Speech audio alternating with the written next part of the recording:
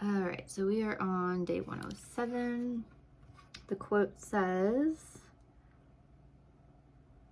I need to be alone for certain periods of time or I violate my own rhythm. Okay, I think this one's gonna be for me. It says, are there times you need to be alone? And if so, why? Where do you like to go to be alone? And what do you usually do in your alone time? So following along, just pause the video and think about what you might respond to this. And let's see what I said. So I said my default is being alone. I prefer being alone most of the time, but do get occasional urges to be social. I said, however, in recent years, I've pulled back during those urges because I've realized that they tend to go away fairly quickly. If I act on them, sometimes I end up planning or agreeing to things in the future that I later regret when I'm no longer in a social mood. So yeah, and this was another thing I talked yesterday about how like I feel like social media has been positive for me because I feel like things that I thought were just me or maybe issues with me, like I notice other people have these issues, and not all of them are healthy issues to have. Like I'm not sure that this is healthy, but like I will feel this urge and I'll be like, I feel like I want to be social and I want to connect with people, and then I would make these plans. And so a lot of people talk about that, how they make plans with their friends and then they're relieved when like the plans fall through.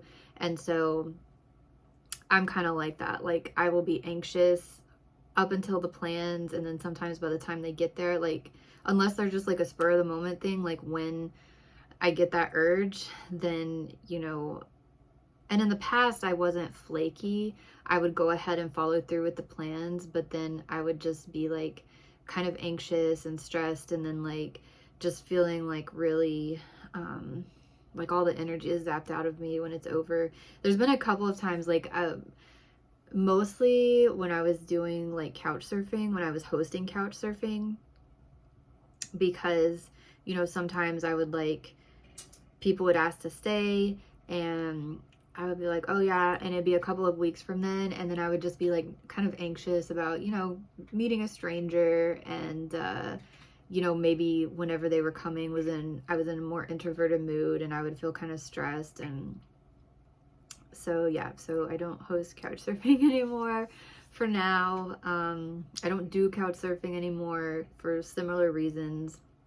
I don't join like social groups. Like I had joined this like garden club for a while.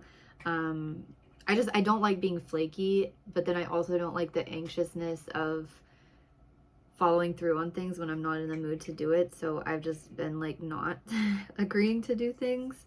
So yeah, so I go on to say now whenever I get in that mood, I tend to not, or in those moods, I tend to not act on them.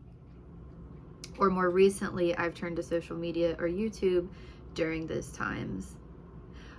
Yeah, I guess like, I don't know. I don't post on Instagram much anymore, but I feel like I'll go back to Instagram at some point. But yeah, there would be like cycles where I would be like really into Instagram and like wanting to post and do stories and share, what I was cooking or different things. And then I would like go through this time like after a few days or a week or two where I would start feeling really introverted, and I would be like, oh my gosh, like why am I posting all this stuff? Like I just want to delete social media and just like crawl in a hole.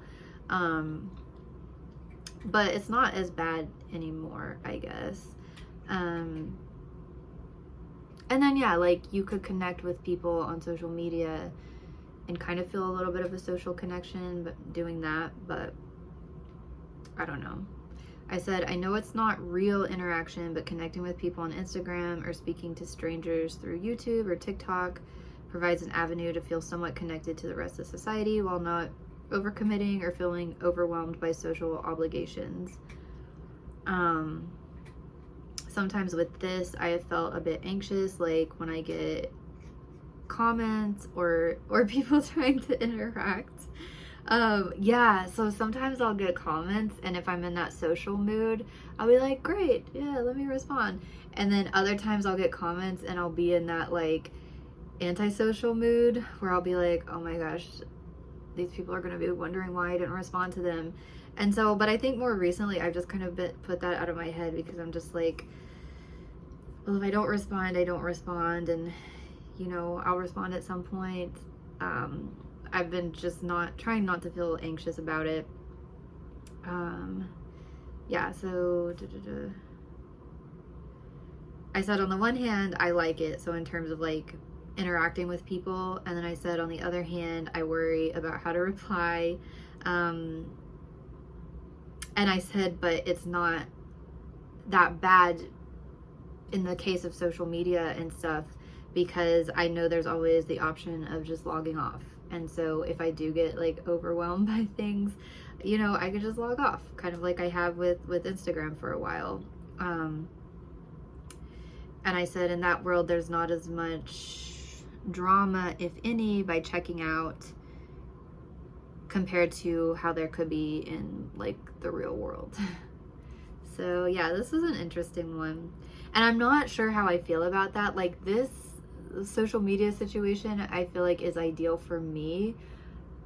And there's debates on whether social media is good for society overall, but I would say for me, I feel like I have a pretty healthy relationship with it, and I feel like it's been a benefit to me, but I could see where it could be bad for other people. So I don't know. But yeah, in terms of like being alone, I definitely do have those times that I need to be alone, especially if I force myself to do something social during those times that I'm not feeling social. I just feel drained. And that was kind of an issue I think I had with my like ex from a few years ago, because he was very social, and I think I was hoping that by being with him it would make me more social, because he could kind of keep up conversations and things like that, and I could just be out and not feel the burden of like having to keep up the conversations. But it was just too much for me. Like there was times that I would feel wanting to go out and be social, but then he just wanted to go out like all the time, and I felt like I wasn't a good match for him, because he didn't want necessarily to go out on his own.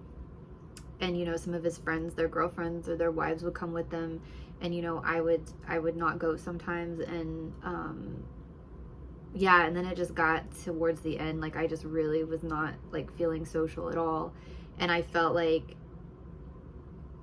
I want to say I felt like he deserved not better, but somebody different than me. And so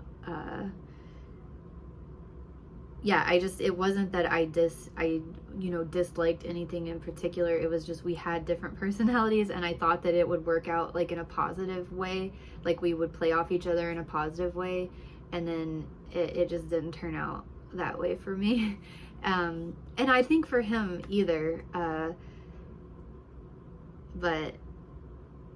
But yeah, I remember a few times like forcing myself to go to events with him, especially like he had so many friends that got married, and just going to weddings and receptions and things like that, it just like was kind of stressful for me, especially because he would be like going off and talking with his friends, and sometimes he'd leave me with the girls, and I didn't know these girls very well, and so I would like afterwards I would just need to just like go home and just like decompress for a while. And yeah, that's one thing I like about my roommate right now, is like we have our own space. He likes his alone time sometimes, I like my alone time sometimes, and so we just understand each other and like give each other the space when we need the space, or hang out when we're both feeling social. So it's kind of working out. So yeah, I think that's definitely something I've always known about myself, but now I'm really feeling more comfortable with like setting boundaries with people, and just like I think people like get upset at people for being flaky, but I think like better communication and understanding that people are different from each other can kind of help a lot with that. Like maybe if you have a friend that's kind of like flaky or doesn't want to hang out sometimes,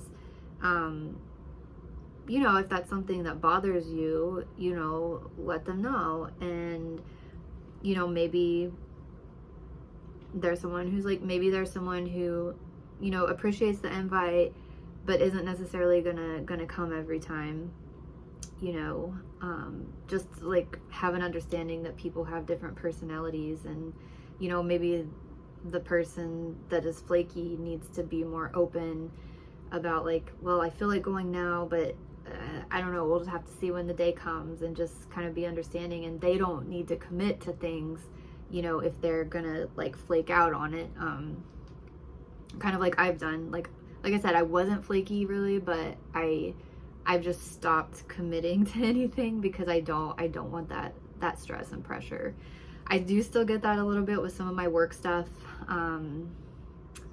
because I can't really like say that I'm not gonna do this, but you know, so yeah, so basically those situations where I have to pump myself up and then kind of decompress after are limited now to kind of like my work and school obligations. So that's what I need to focus on now. And so hopefully when I'm done with school, maybe I can work on my other social stuff, but for now that's kind of my main focus. But anyway, that's what I have for day 107. I'll be back tomorrow with day 108.